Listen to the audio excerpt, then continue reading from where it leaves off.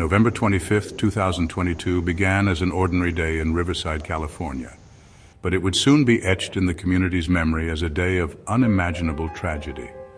The lives of Mark Winek, 69, his wife Sharie Winek, 65, and their daughter Brooke Winek, 38, were violently cut short in a manner that sent shockwaves across the nation.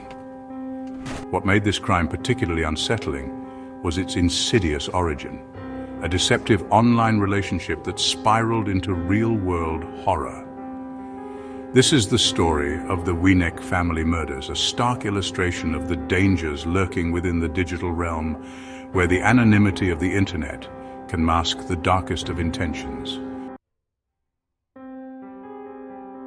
Mark Winnick was a pillar of his community, known for his dedication to youth sports.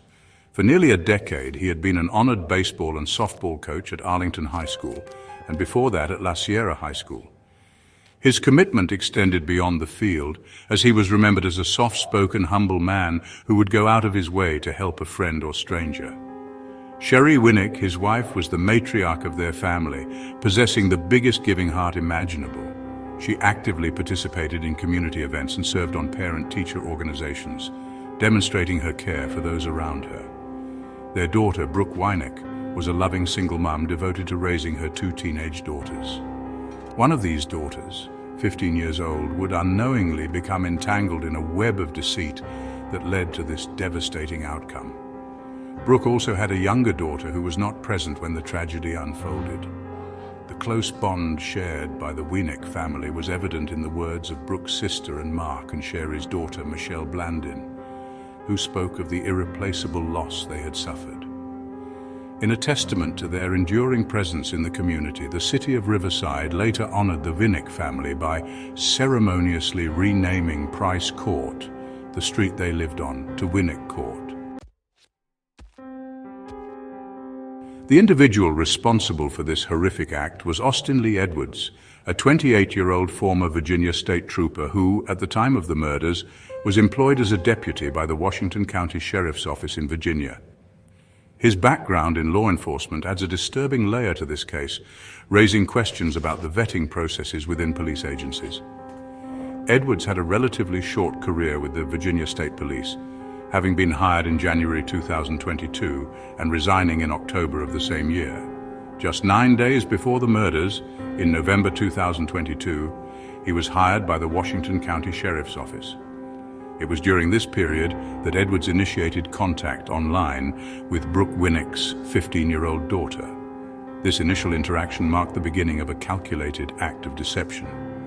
Edwards engaged in catfishing, a practice involving the creation of a fake online persona to lure someone into a relationship. He presented himself as a 17-year-old boy, a significant misrepresentation of his actual age.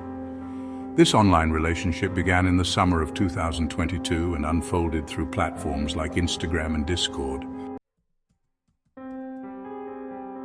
Over several months, Edwards meticulously cultivated a false sense of connection with the teenage victim. Their communication involved messages and voice recordings, creating an illusion of intimacy. Edwards employed manipulative tactics to gain her trust, sending gifts such as jewelry, paying for her food deliveries through services like Uber Eats and DoorDash, and even sending her groceries, money, and gift cards. He further ingratiated himself by helping her purchase birthday gifts for her friends, portraying an image of generosity and care. This pattern of behavior aligns with common catfishing techniques known as love bombing, where the perpetrator overwhelms the victim with affection and attention to quickly build a strong emotional bond. The aim is to create a feeling of a perfect match, making the victim more susceptible to manipulation. However, the online relationship took a turn, ending shortly after Halloween in 2022. The victim grew uncomfortable with Edwards' increasingly clingy and pushy behavior, particularly his requests for sexual content, including nude photos. As a result, she blocked him on Instagram, a decisive act that seemed to trigger a dangerous escalation. Following this rejection, Edwards sent the teenager a suicide note via email, revealing a disturbing pattern of emotional instability and manipulation. Through this calculated deception, Edwards successfully obtained the teenager's personal information, including her address, a crucial element that would facilitate his deadly plan.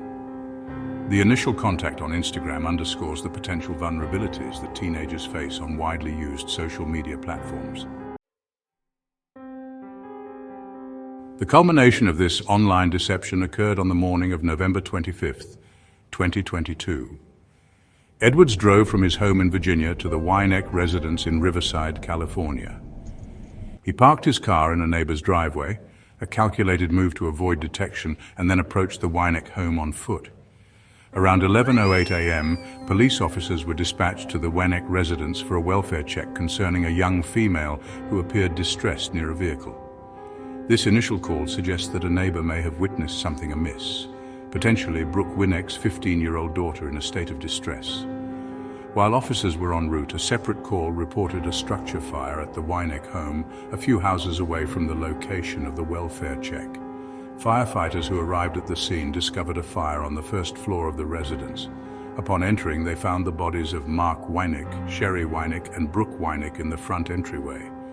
It was quickly determined that their deaths were the result of homicide, not the fire itself. Coroner's reports later revealed the horrific details. Mark and Sharie Winek died from asphyxiation, having had bags placed over their heads, while Brooke Winek succumbed to a stab wound to her spinal cord. It is worth noting a discrepancy in reporting, as one source mentioned the victims being found bound with duct tape. After committing these murders, Edwards abducted the 15-year-old daughter at gunpoint. Several hours later, Edwards was located driving with the teenager in San Bernardino County. A confrontation ensued with San Bernardino County Sheriff's deputies, during which Edwards fired gunshots. Deputies returned fire, and Edwards ultimately died by suicide from a self-inflicted gunshot wound. Thankfully, the 15-year-old girl was rescued unharmed and placed into protective custody. Investigators determined that the house fire had been intentionally set by Edwards, likely to further obscure his crime. The sequence of events on that tragic day points to a calculated and brutal plan. Edwards' long drive from Virginia to California underscores the premeditated nature of his actions. The neighbor's early call for a welfare check, though ultimately unable to prevent the tragedy, highlights the importance of community vigilance. Chillingly, evidence suggests that Edwards may have presented his law enforcement badge to Mark and Sharie Winek, using his former authority to deceive them and gain access to their home. This abuse of power further emphasizes the disturbing nature of this crime. Several factors likely contributed to Edwards' heinous actions. The termination of the online relationship with the 15-year-old appears to have been a significant trigger. The lawsuit filed by the Winek family suggests that Edwards traveled to their home after the teenager ceased responding to his messages. Moreover, Edwards had a known history of mental health issues. In 2016, he underwent a psychiatric evaluation and was admitted to a mental health facility after making threats against his father. This incident resulted in a court order prohibiting him from owning or possessing a firearm. The lawsuit filed by the Winek family also alleges that the Washington County Sheriff's Office was negligent in their hiring process, failing to conduct a thorough background check that would have revealed Edwards' mental health history and the firearm prohibition. Similarly, the Virginia State Police admitted to an error in their background check process that failed to flag Edwards' 2016 involuntary admittance to a psychiatric facility and the judge's order revoking his gun rights. The fact that Edwards reportedly used his badge to gain entry to the Winek home indicates a motivation rooted in an abuse of his former authority and a desire to manipulate the situation. The victim's description of Edwards as clingy and pushy after the breakup further suggests a possessive and potentially volatile personality. His prior email containing a suicide note after being blocked also points to a history of emotional instability and a possible need for control or attention. The combination of his desire to meet the victim, the rejection he faced, and his underlying mental health struggles likely converged to fuel his violent actions. The aftermath of the murders left the Winek family and the Riverside community in profound grief. Michelle Blandin, the daughter of Mark and Sharie and sister of Brooke, became a powerful voice for her family, expressing their immense loss and the devastating impact of catfishing. Her direct words, such as catfishing, led to the deaths of the three most important people in my life, my dad, my mum and my sister, underscore the direct link between the online deception and the tragic outcome. The Riverside community rallied around the surviving family, holding vigils to honor the memory of Mark, Sharie and Brooke. The 15-year-old daughter, who was the target of Edwards's catfishing, endured unimaginable trauma, having witnessed the horrific events firsthand. She was placed in the care of Child Protective Services and provided with trauma counseling and support. Brooke Winnick's younger daughter, who was not present during the tragedy, also faced the devastating loss of her mother and grandparents. In the wake of this tragedy, the Winek family made a powerful plea to parents to engage in open and honest conversations with their children about the dangers of online predators, urging them to use their story as a stark warning. A GoFundMe account was established to provide financial assistance to the Winek family, particularly for the two teenage daughters who were left without their mother and grandparents. While Austin Lee Edwards' death by suicide prevented criminal prosecution against him, the legal focus shifted to the potential accountability of the law enforcement agencies that employed him. Relatives of the Winek family, including the surviving 15-year-old, filed a lawsuit against the Washington County Sheriff's Office, alleging negligent hiring practices. The core argument of the lawsuit centers on the Sheriff's Office's alleged failure to conduct a thorough background check on Edwards, which would have revealed his documented mental health history and the court order prohibiting him from owning firearms. The family sought significant financial damages, reflecting the profound and irreparable loss they suffered and the alleged negligence that contributed to it. Although not always named as a defendant in every report, the Virginia State Police's hiring practices also came under scrutiny, with the agency acknowledging a human error in their background check process that failed to identify critical information about Edwards's mental health history. Legal documents indicate that some defendants in the lawsuit have been voluntarily dismissed.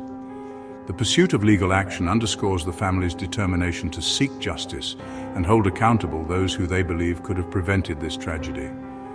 The case also highlights the critical importance of thorough and accurate vetting processes for individuals seeking positions of power and trust, especially within law enforcement. The Winek family murders serve as a devastating example of the potential dangers of catfishing, a form of online deception that has become increasingly prevalent in the digital age. Individuals who engage in catfishing often create elaborate fake online profiles, using attractive photos and fabricated personal details to lure unsuspecting victims into relationships. Common tactics include showering the victim with compliments and affection, a technique known as love bombing, to quickly establish a strong emotional connection. The potential harms of catfishing are numerous, ranging from emotional distress and financial scams to identity theft, sextortion, and in the most extreme and tragic cases, physical violence and murder.